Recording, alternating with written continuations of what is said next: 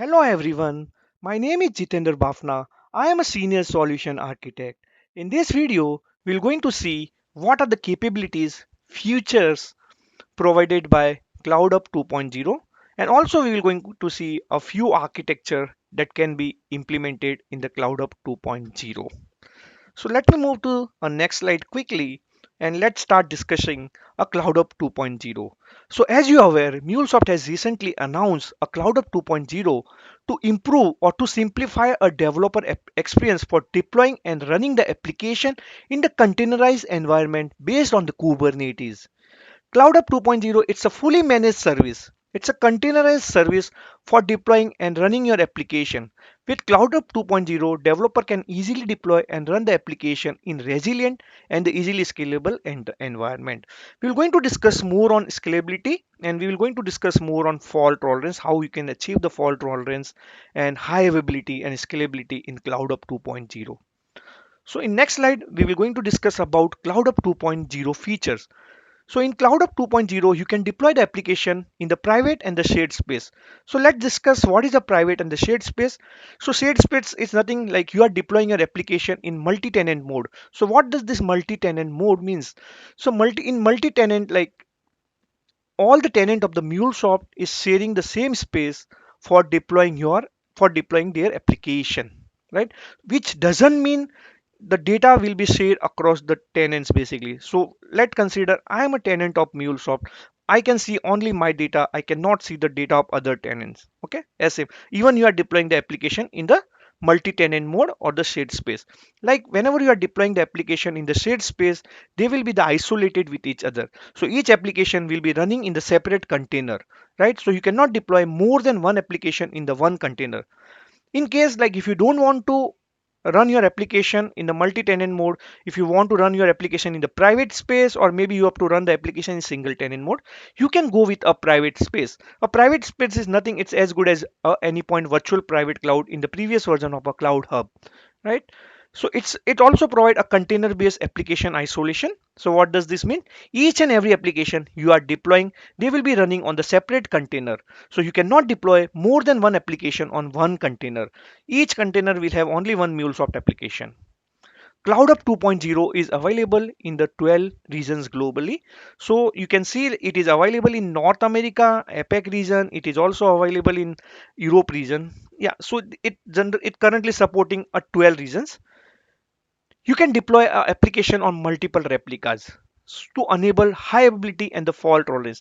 So in case if you are deploying application on multiple replica, it means you are deploying the two instance of your application. In case one instance goes down, you still have a second instance, running till the previous instance automatically get recovered, but still you have one instance running. So that is how it is providing the high availability and fault tolerance.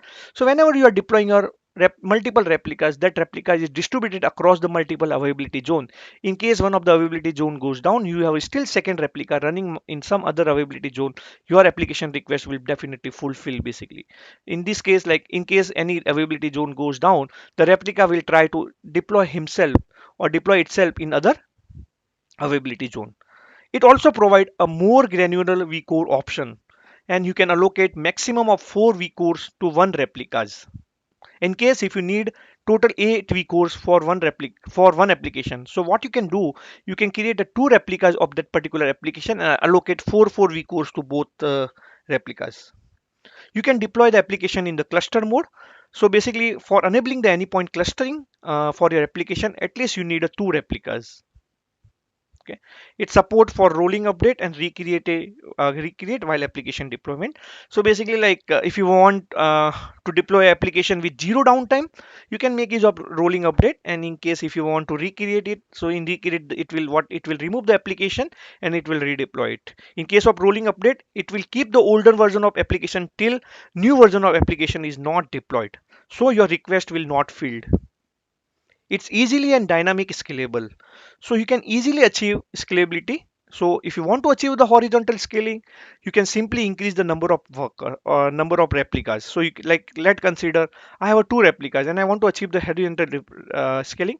You can make it 3 or 4 replicas, or simply it's a 4 instance of your application. Okay, and vertically scaling simply can be achieved by increasing vCore size, or I can simply say a CPU size. Okay, it also support features like intelligent healing and zero downtime updates. So intelligent healing, like in case like if some replica got crashed, so it will try to recover itself automatically. It will try to restart, or it will try to deploy a new replica automatically. Zero downtime update I have already discussed.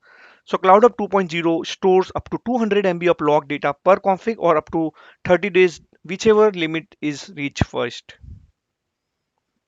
So this is how a CloudHub 2.0 looks like.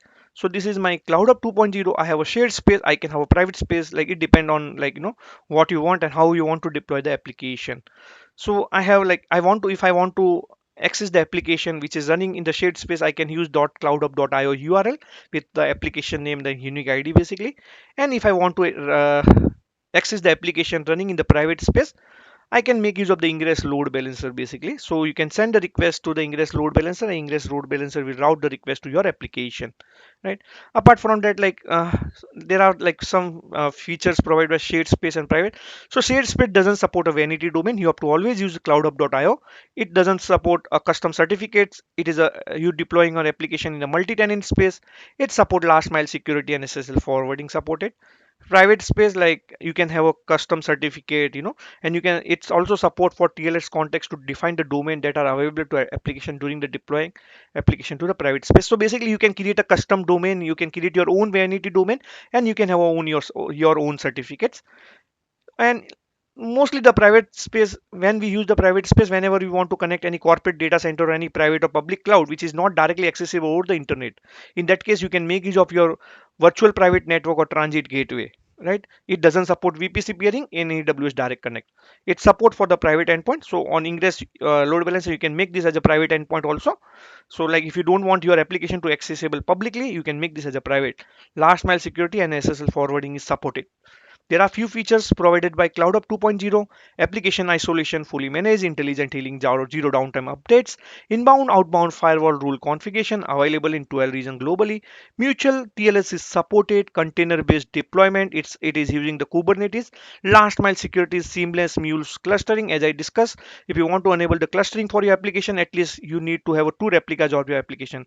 Certificate management, fault tolerance, more granular vCore option. It also supports dynamic scalability and the high availability, which we have already discussed in our previous slide. So let me start with what is the shared space. So as I mentioned, like if you want to run your Mule application or Mule instance in a multi-tenant environment, that is known as a shared space. And CloudHub provides us one shared space in each region to deploy your MuleSoft application. When to use the shared space? Whenever you don't have a requirement of the custom or vanity domain, you can continue with a cloudhub.io domain, which is provided by a MuleSoft. No custom certificate requirement. If you don't want any custom certificate, you can go with a shared space. Your application deployed in the shared space don't want to access the resources for the services and the database located in the on-premise data center, private or the public cloud. As I discussed, if you don't have any requirement to access the private resources, or like resources which is not available over the internet, right? In that case, you can go with a shared space. Maybe like let's consider, if I want to connect Salesforce Marketing Cloud or Salesforce Sales Cloud, which is available over the internet, right? In that case, you don't require to create a private space. You don't have a requirement of running the application isolation from the private cloud. So basically, like if you don't want, like you don't have a requirement for running the application in a single tenant mode, you can definitely go with a shared space. When not to use the shared space, you want to run your application in the single tenant environment and in isolated mode. You want to run your application privately in your own space. You don't want to run your application in a shared space. You don't have to go with a shared space basically. If you have a requirement of custom or vanity domain, if you have a requirement of the custom certificates, if you have a requirement of a private endpoint, so basically you can definitely enable a private endpoint on your ingress load balancer. And you need to connect the resources or services or database located in the on-premise data center or private or a public cloud. Let's consider I have deployed my application on the CloudHub 2.0, and that application have a database, right? That application has to connect to the database, and that database is located in the corporate data center. So basically you cannot directly access that database from the CloudHub 2.0.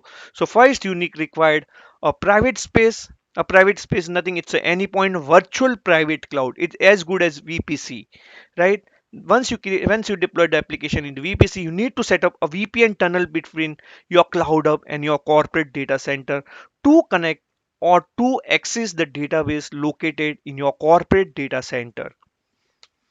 This is my seed space architecture. So this is the client trying to accessing the application running in the shared space. So I have a multiple replicas or multiple replication with a multiple replicas running in the CloudHub 2.0, and they are connecting to the sales cloud, marketing cloud, and the health cloud, which is available over the internet publicly. Basically, you can access via like over the internet basically. And in that case, the client can send the request to the shared space via cloudhub.io URL. So you can see I have a unique ID. So whenever you deploy the application, it append the unique ID in the front of your application, and this is the region.cloudhub.io. You just send the request, it will forward the request to the, it will try to access whatever cloud they want, and it will response will come back from those Salesforce cloud, and the response will send back to the client. This is one example. Let me go with the private space. So what is a private space? So like a private space, it's a virtual private and isolate space in the cloud of 2.0 to run your application. If you want to run your application in the private space in the isolated mode, right? In that case, like you have to create a private space, and you need to select some kind of IP range basically for your private space.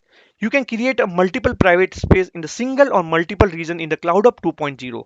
One of the mandatory requirement for creating the private space is a range of IP address for apps in your private space to use. So it is same as like CIDR mask which we give during the Anypoint virtual private cloud, right? So we have to define that here also. You can associate multiple business group, multiple environment to the private space basically. Okay, when to use a private space? The first requirement, whenever you want to connect the resources which is located in your on-premise data center, maybe in private cloud, maybe resources not accessible over the internet, right? In that case, you have to go with a private space.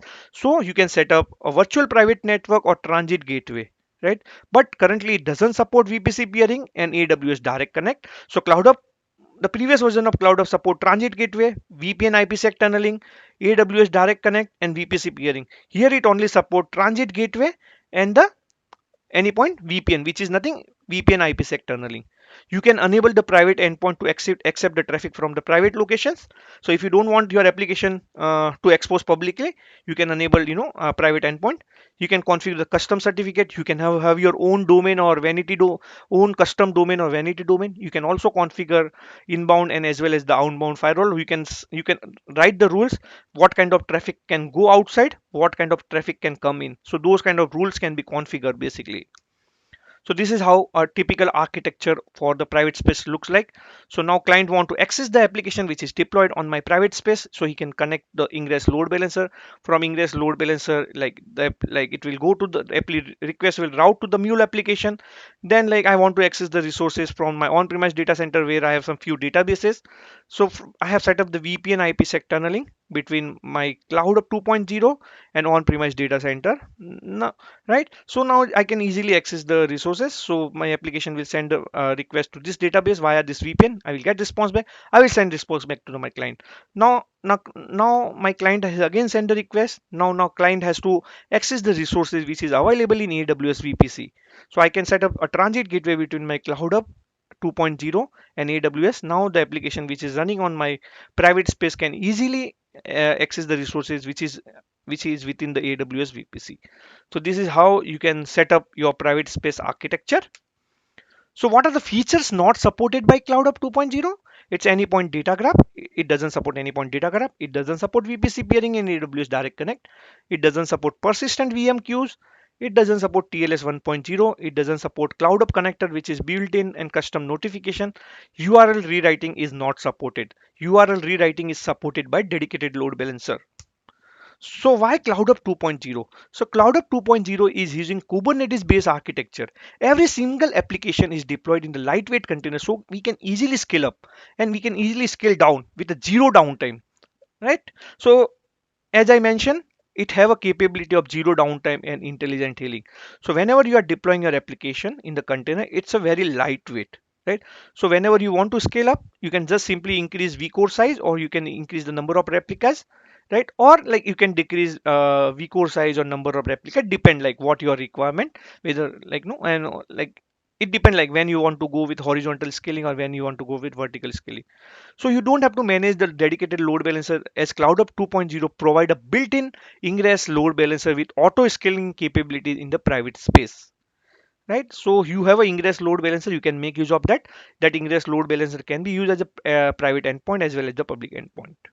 CloudHub 2.0 provide the option to configure inbound as well as the outbound rule. As I mentioned, like when you deploy the application, you have option where you can set up your inbound as well as your outbound firewall. You can define what kind of traffic can go out, what kind of traffic can come inside my application or inside my CloudHub 2.0 private space. It's also provide built-in security policy that secure the services and sensitive data with the encrypted secrets. So guys, yeah, thank you. So I hope you like this video. This is just a high level description about CloudHub 2.0. In upcoming videos we will going to see or focus more on like how to deploy application in CloudHub 2.0, basically, like and we will see like more and more architecture in upcoming videos. I hope you like the video. If you like the video, please click on like and subscribe buttons. Thanks for watching.